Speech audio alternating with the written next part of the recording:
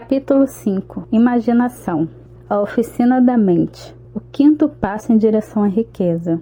A imaginação é literalmente a oficina na qual são elaborados os planos criados pelo ser humano. O impulso e o desejo tomam feitio, forma e ação por intermédio da faculdade imaginativa da mente. Diz-se que o ser humano é capaz de criar tudo o que possa imaginar. De todas as eras da civilização, esta é a mais favorável ao desenvolvimento da imaginação, por ser um tempo de rápidas mudanças. A todo momento, nossa imaginação é estimulada. Nesses últimos 50 anos, utilizando suas faculdades imaginativas, o homem aprendeu a conhecer e aproveitar as forças da natureza como jamais havia feito em toda a história da humanidade. Ao conquistar o ar, superou os próprios pássaros, fez do espaço um meio de comunicação instantânea com qualquer parte do mundo. Estudou e pesou o Sol à distância e identificou, com a ajuda da imaginação, os elementos que o compõem. Descobriu no próprio cérebro uma estação transmissora e receptora das vibrações do pensamento e começa a aprender como aproveitar na prática essa descoberta. Agora, em meios de transporte cada vez mais velozes, é possível tomar café em Nova York e almoçar em São Francisco. Dentro dos limites do bom senso, a única limitação do ser humano está no desenvolvimento e no uso de sua imaginação. Ele ainda não alcançou o auge do aproveitamento de sua faculdade imaginativa. Simplesmente descobriu que tem imaginação e começa a utilizá-la de forma muito elementar. Duas formas de imaginação. A faculdade imaginativa funciona de duas maneiras. Uma é conhecida como imaginação sintética e a outra como imaginação criativa. Imaginação sintética. Por meio dessa faculdade, pode-se dispor em novas combinações antigos conceitos, ideias ou planos. Essa faculdade não cria, apenas trabalha sobre o material acumulado pela experiência, educação e observação.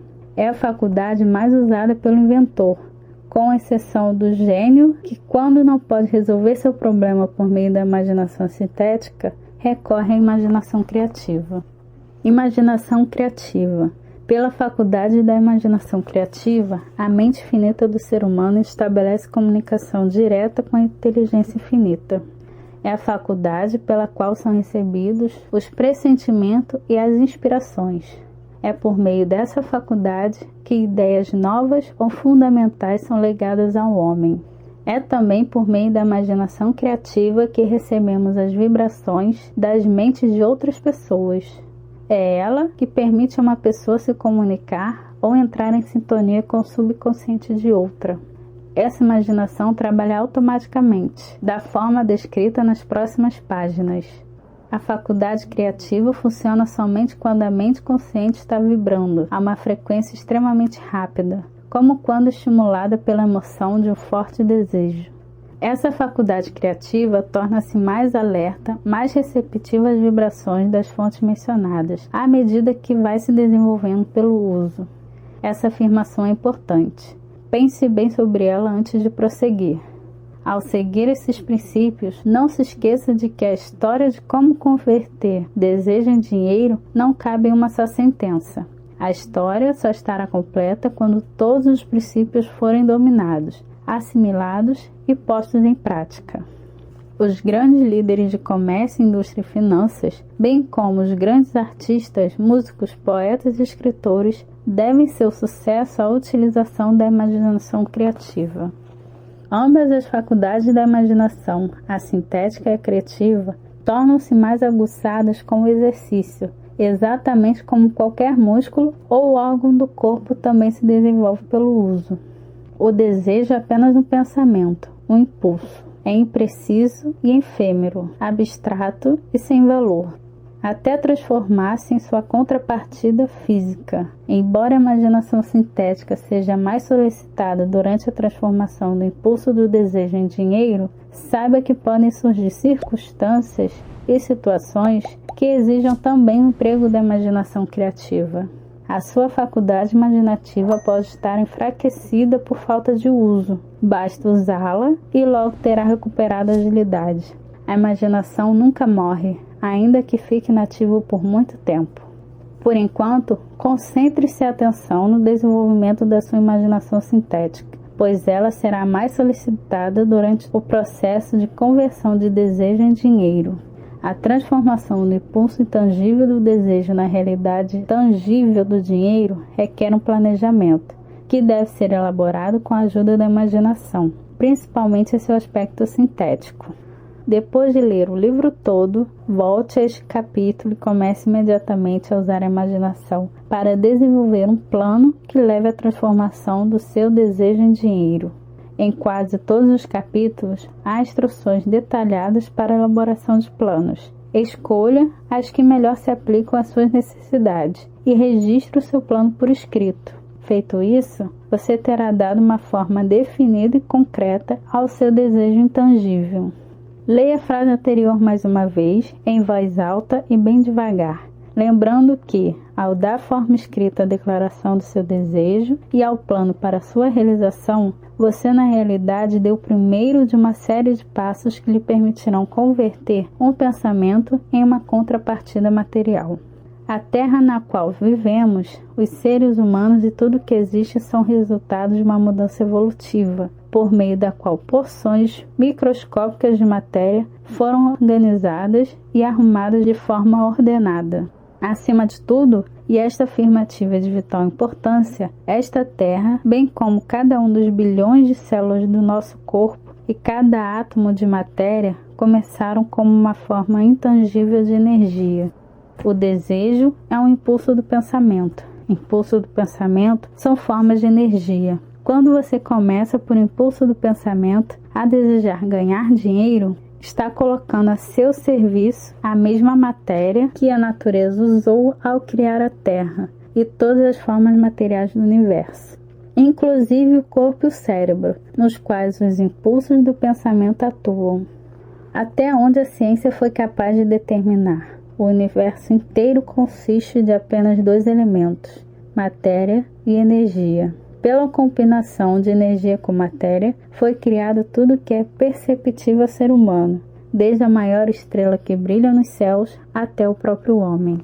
Neste momento, seu propósito é utilizar com proveito o método adotado pela natureza. Você tenta, sinceramente e seriamente, espero, adaptar-se às leis da natureza, esforçando-se para converter desejo em seu equivalente material ou financeiro. Você pode, outros já conseguiram. É possível construir uma formatura com base em leis imutáveis. Antes, porém, é preciso familiarizar-se com essas leis e aprender a usá-las. Com a repetição, por todos os ângulos possíveis, do teor dessas leis e a descrição de seus princípios, o autor espera revelar o segredo por meio do qual grandes fortunas foram conquistadas. Por mais estranho e paradoxal que isso possa parecer, o segredo não é um segredo. A própria natureza o anuncia na Terra, nas estrelas, nos planetas que vemos, nos elementos acima e em torno de nós, em cada folha de grama e em cada forma de vida conhecida. A natureza anuncia esse segredo por meio da biologia, quando transforma uma célula tão minúscula que pode perder-se na ponta de um alfinete no ser humano que, nesse instante, lê estas palavras. Certamente, a conversão do desejo em seu equivalente material não é um milagre maior. Não desanime caso não compreenda plenamente tudo o que está sendo dito.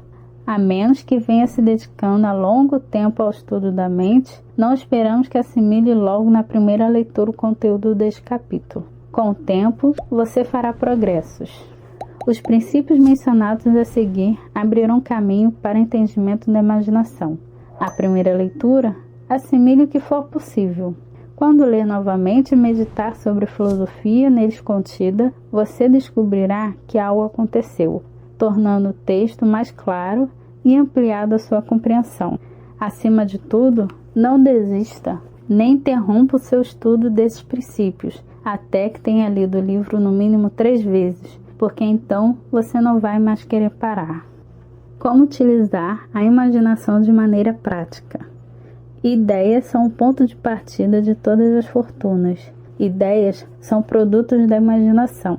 vamos ver algumas ideias que deram origem a enormes fortunas. Talvez estes exemplos transmitam informações definitivas a respeito do método pelo qual a imaginação pode ser usada para acumular riquezas. O tacho encantado. Há 50 anos, um velho médico que atendia na área rural subiu em sua carroça e dirigiu-se para o centro da cidadezinha mais próxima. Lá chegando, amarrou o cavalo e entrou silenciosamente na farmácia pela porta dos fundos. Por algum tempo, ele e o jovem farmacêutico trataram de negócios. Aquela negociação estava destinada a render fortunas a muita gente e a proporcionar um grande benefício ao sul dos Estados Unidos. Por mais de uma hora, o velho médico e o jovem farmacêutico conversaram em voz baixa, atrás do balcão. Então, o médico saiu, foi até a carroça, pegou um tacho grande e antigo e uma enorme colher de pau para mexer o conteúdo do tacho e os deixou nos fundos da loja. O farmacêutico examinou a vasilha e, em seguida, enfiou a mão no bolso interno do paletó, tirando um maço de notas que entregou ao médico. O maço continha exatamente $500, todas as suas economias. O médico pegou uma folha de papel na qual havia uma fórmula secreta. As palavras naquele papelzinho valiam uma fortuna, mas não para o médico. Aquelas palavras mágicas fariam o tacho ferver, mas nenhum dos dois envolvidos imaginava as fabulosas fortunas que sairiam dele. O velho médico ficou contente em vender o equipamento por $500. O dinheiro pagaria suas dívidas e lhe daria paz de espírito. O farmacêutico corria um grande risco, apostando todas as suas economias num simples pedacinho de papel e num tacho velho. Ele jamais poderia sonhar que seu investimento faria transbordar ouro de um tacho, superando o milagre da lâmpada de Aladim. O que o farmacêutico realmente comprou foi uma ideia. O velho tacho, a colher de pau e a mensagem secreta anotada na folha de papel eram elementos secundários. O estranho sucesso daquele tacho começou a acontecer depois que seu novo dono misturou às instruções secretas um ingrediente que o médico desconhecia. Leia esta história atentamente e teste a sua imaginação. Veja se descobre o que o rapaz adicionou à mensagem secreta, fazendo que o ouro transbordasse do tacho. Lembre-se de que não se trata de uma história das 1001 noites. Você tem aqui um relato de fatos, talvez mais estranhos do que a ficção, mas que começaram sob a forma de uma ideia. Vamos ver as grandes fortunas que essa ideia produziu. Ela rende até hoje enormes fortunas àqueles que distribuem a milhões de pessoas pelo mundo afora o conteúdo do tacho. O velho tacho é hoje um dos maiores consumidores de açúcar do mundo, oferecendo por isso colocação permanente a milhares de empregados no cultivo da cana, no refino e na venda do açúcar. O velho tacho consome anualmente milhões de garrafas, garantindo emprego para um grande número de trabalhadores da indústria do vidro. O velho tacho emprega um exército de funcionários de escritórios e de agências de publicidade e trouxe fama e fortuna a um sem número de artistas que criaram peças magníficas para promover o produto. O velho tacho converteu uma pequena cidade na capital dos negócios do sul dos Estados Unidos, beneficiando direto ou indiretamente todos os empreendimentos e todos os moradores. A ideia beneficia todos os países civilizados do mundo, derramando um contínuo fluxo de ouro sobre todos os que entram em contato com ela. O ouro do velho tacho construiu e mantém um dos mais conceituados colégios do sul dos Estados Unidos, onde milhares de jovens recebem um treinamento especial para o sucesso. O velho tacho tem histórias maravilhosas para contar. Durante a depressão econômica, quando fábricas, bancos e casas comerciais fechavam aos milhares, o dono do tacho encantado resistiu, garantindo emprego a um exército de pessoas em todo o mundo e distribuindo porções extras de ouro àqueles que havia muito tempo acreditavam na ideia. Se o produto daquele velho tacho de cobre pudesse falar, contaria emocionantes histórias em todas as línguas. Histórias de amor, de negócios, de profissionais diariamente estimulados por ele. O autor está seguro de pelo menos uma dessas histórias, porque fez parte dela. E tudo começou não muito longe do exato ponto em que o farmacêutico comprara o velho tacho. Foi lá que o autor conheceu sua mulher, e foi ela que lhe contou a história do tacho encantado. Era o produto daquele tacho que bebiam quando ele pediu a ela que o aceitasse para os bons e maus momentos.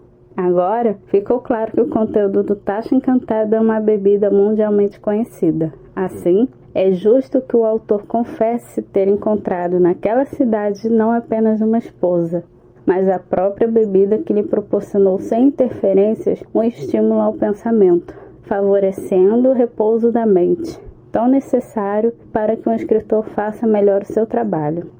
A partir de hoje, seja você quem for, onde quer que viva e qualquer que seja a sua ocupação, quando vir as palavras Coca-Cola, lembre-se de que esse vasto império de riqueza e influência nasceu de uma ideia e de que o misterioso ingrediente misturado pelo farmacêutico Asa Candler, a fórmula secreta foi imaginação. Pare e pense nisso por um momento. Lembre-se também de que os 13 passos para a riqueza descritos nesse livro foram os meios pelos quais a influência da Coca-Cola estendeu-se a cada metrópole, cidade, vilarejo, a todos os cantos do mundo, e que qualquer ideia que você possa criar, tão válida e útil quanto a da Coca-Cola, tem a possibilidade de repetir o sucesso estupendo dessa maneira universalmente conhecida de matar a sede. É verdade. As ideias são forças, e seu raio de ação é o próprio mundo.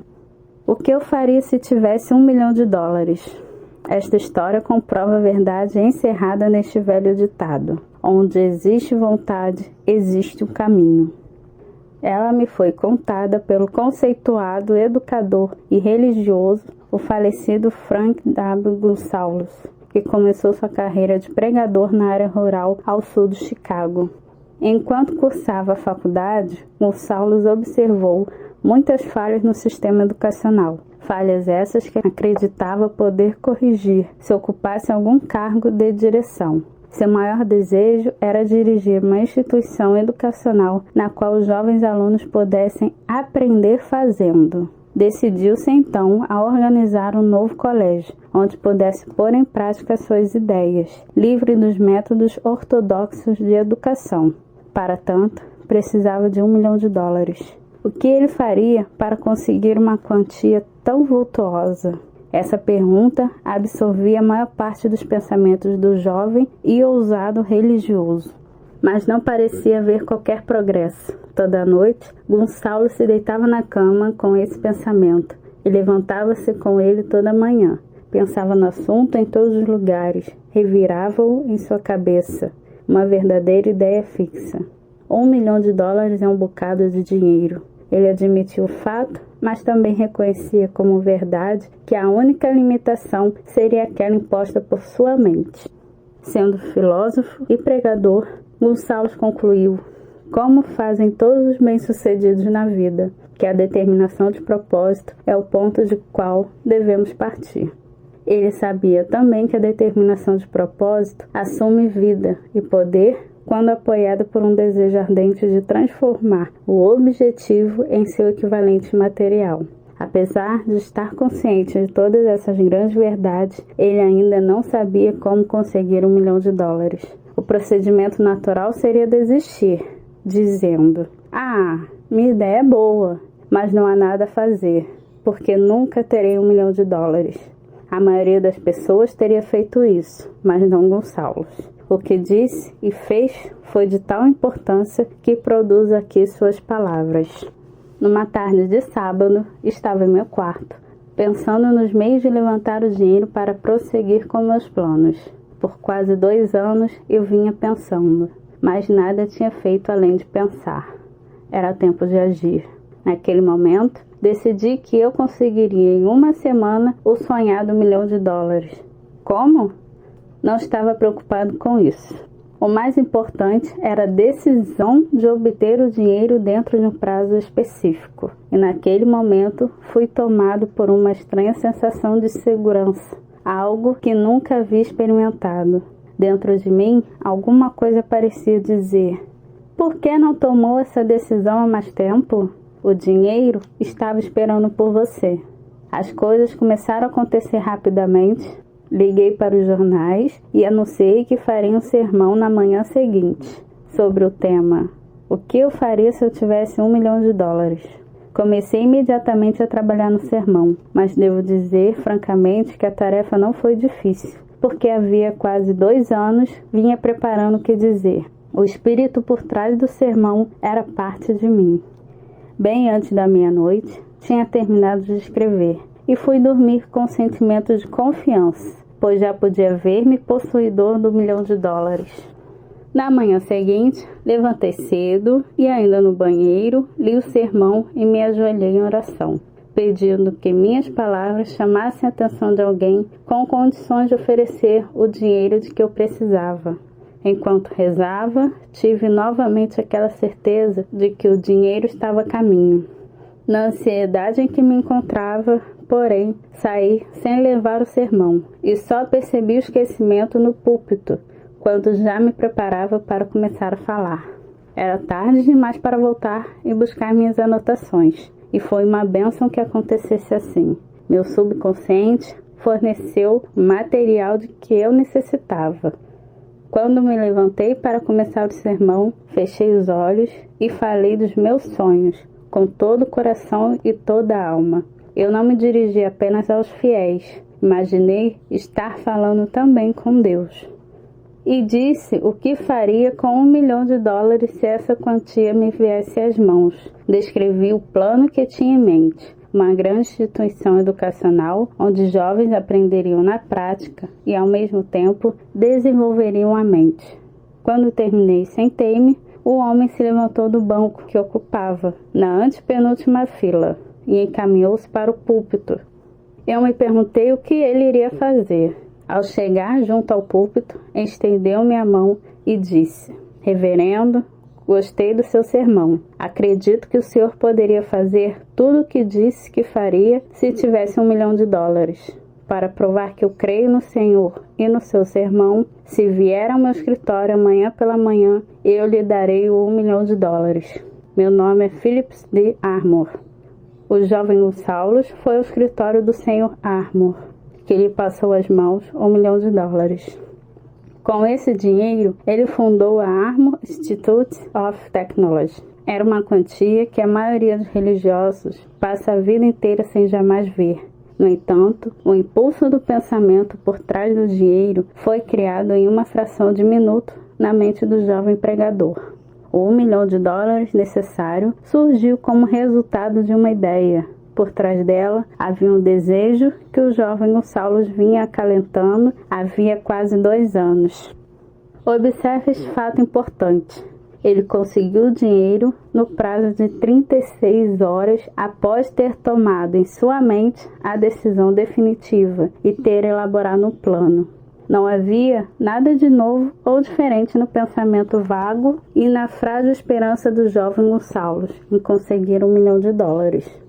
Outros antes dele, e muitos desde então, tiveram pensamentos parecidos, mas houve algo de muito especial e diferente naquele sábado memorável. Quando tomou a decisão, afastou a incerteza e disse determinado: eu terei esse dinheiro dentro de 1 semana. Parece que Deus se coloca ao lado do homem que sabe exatamente o que quer, se ele está determinado a conseguir exatamente aquilo. Além do mais, o princípio pelo qual Gonçalves conseguiu seu $1 milhão ainda vive e está à sua disposição. Essa lei universal é tão executável hoje quanto era quando o jovem pregador fez uso dela com tão bons resultados. Este livro descreve, em detalhes, os 13 passos dessa grande lei e sugere como usá-los. Observe que Asa Candler e o Dr. Frank Gonçalves tinham uma característica em comum. Ambos conheciam esta verdade surpreendente. As ideias podem ser transformadas em dinheiro pelo poder de um propósito e planos definidos. Se você é dos que acreditam que basta trabalhar arduamente e agir com honestidade para conseguir riquezas, afaste esse pensamento. Não é verdade. Quando as riquezas chegam em grande quantidade, nunca são fruto de trabalho árduo. A riqueza vem em resposta a pedidos categóricos, baseados na aplicação de princípios definidos, e não por acaso ou sorte. Falando de maneira geral, uma ideia é um impulso de pensamento que impele a ação, por meio de um apelo à imaginação. Todos os bons vendedores sabem que, quando a mercadoria não vende, é possível vender ideias. Os vendedores comuns não conhecem esse fato e, por isso, são comuns. Um editor que vendia livros a preços baixos fez uma descoberta que vale muito para quem é do ramo. Ele percebeu que muitas pessoas compram livros pelo título e não pelo conteúdo. Bastou simplesmente mudar o nome de um livro que não estava indo muito bem e as vendas ultrapassaram 1 milhão de exemplares. O conteúdo do livro não foi alterado de forma alguma. Ele apenas trocou a capa com o título que não vendia e colocou uma nova, com outro título de maior apelo popular. Por mais simples que isso possa parecer, foi uma ideia, foi imaginação. Não existe um preço padrão para ideias. Quem faz o preço é o criador da ideia e, se for esperto, consegue receber o que pediu. A indústria cinematográfica fez um grande número de milionários. A maioria deles é formada por pessoas que não criam, mas têm imaginação para reconhecer uma boa ideia quando a encontram. O meio radiofônico é outro celeiro de milionários, já que falta lá gente imaginativa. Vai ganhar dinheiro quem descobrir ou criar novos e mais úteis programas de rádio, que possibilitem um melhor aproveitamento por parte dos ouvintes. O patrocinador, essa pobre vítima que paga atualmente pelo entretenimento, em breve tomará consciência das ideias, pedindo algo em troca do dinheiro investido. Aquele que conseguir atrair o patrocinador e oferecer programas de utilidade pública vai enriquecer no setor. Cantores e apresentadores que hoje poluem o ar com piadinhas e risinhos tolos cederão lugar a verdadeiros artistas, que interpretarão programas cuidadosamente planejados para divertir e servir a mente dos ouvintes. Eis aí um campo de ótimas oportunidades, pedindo socorro e protestando pela maneira como vem sendo mal trabalhado, por falta de imaginação. Acima de tudo, o rádio precisa de novas ideias. Se esse novo campo de oportunidade interessa a você, talvez possa beneficiar-se da seguinte sugestão. Programas de rádio mais bem-sucedidos serão aqueles voltados para a formação de audiências compradoras, e não de audiências ouvintes. Em poucas palavras, o criador de programas de rádio terá de encontrar meios de converter ouvintes em compradores, ajustando as atrações de modo a exercer influência sobre o público. Os patrocinadores estão ficando cansados de comprar conversas superficiais, baseadas em declarações inconsistentes. Eles querem e logo estarão exigindo provas de que os programas humorísticos fazem milhões de pessoas rirem com gosto, mas os comediantes também podem vender mercadorias. Outro aspecto que deve ser compreendido pelos que pensam em entrar nesse ramo de oportunidades é que os anúncios vinculados pelo rádio devem ser produzidos por publicitários, que deem às peças um tratamento completamente diferente daquele adequado à propaganda impressa. Os antigos locutores aprenderam a ver ideias. Com as novas técnicas de publicidade aplicadas ao meio radiofônico, o profissional precisa interpretar um texto escrito em termos de som. O autor precisou de 1 ano de trabalho e muitos milhares de dólares para aprender isso. O rádio, no momento, está mais ou menos onde estava o cinema quando Mary Pickford e seus cachinhos apareceram na tela pela primeira vez. Há muito espaço no rádio para quem sabe produzir ou reconhecer ideias. Se esses comentários sobre as possibilidades do rádio não lhe despertaram ideias, é melhor esquecer. A sua oportunidade reside em outro campo.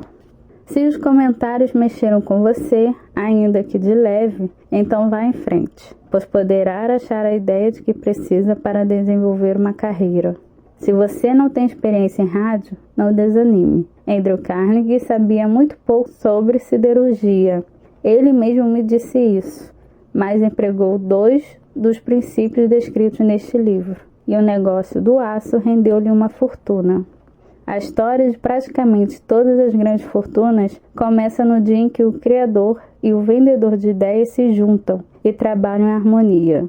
Carnegie se cercou de gente capaz de tudo o que ele não podia fazer, indivíduos que criaram ideias e as colocaram em prática, gerando uma riqueza fabulosa para Carnegie e para eles mesmos. Milhões de pessoas atravessam a vida esperando por oportunidades favoráveis. Talvez um golpe de sorte possa fazer surgir uma oportunidade, mas o mais seguro é não depender do acaso. Foi uma chance favorável que me deu a maior oportunidade da minha vida. Entretanto, tive de dedicar a essa oportunidade 25 anos de esforços determinados antes que se tornasse uma vantagem. A oportunidade consistiu na minha boa sorte em encontrar e receber a cooperação de Andrew Carnegie. Naquela ocasião, Carnegie plantou em minha mente a ideia de organizar os princípios de realização em uma filosofia do sucesso. Milhares de pessoas aproveitaram as descobertas feitas em 25 anos de pesquisas e inúmeras fortunas foram acumuladas pela aplicação daquela filosofia. O começo foi simples. Tratava-se de uma ideia que qualquer um poderia ter desenvolvido. A oportunidade favorável chegou por intermédio de Carnegie, mas o que dizer da determinação, da definição de propósitos, do desejo de alcançar o objetivo e do esforço contínuo durante 25 anos? Não foi um desejo comum que sobreviveu ao desapontamento, ao desencorajamento, à derrota temporária, à crítica e ao receio de estar perdendo tempo. Foi um desejo ardente, uma ideia fixa. Quando Carnegie implantou a ideia na minha mente, ele a induziu, alimentou e cuidou para que permanecesse viva. Gradualmente, ela se tornou um gigante poderoso a me induzir, alimentar e guiar. Ideias são assim. Primeiro, vocês lhe dão vida, ação e rumo. Depois, elas tomam o poder e afastam toda oposição. Ideias são forças intangíveis, mas têm mais poder que o cérebro físico que as fez nascer. Elas continuam a existir, mesmo depois do desaparecimento do cérebro que as criou. Veja o exemplo da cristandade. Tudo começou com uma simples ideia nascida do cérebro de Cristo. Sua doutrina mestra era: faça ao próximo o que deseja que lhe façam. Cristo voltou ao lugar de onde veio, mas sua ideia permanece. Algum dia, ela poderá crescer, adquirir vida própria, e então terá realizado o mais profundo desejo de Cristo. A ideia vem se desenvolvendo há apenas 2000 anos. Vamos dar-lhe tempo. O sucesso não exige explicações. O fracasso não aceita desculpas.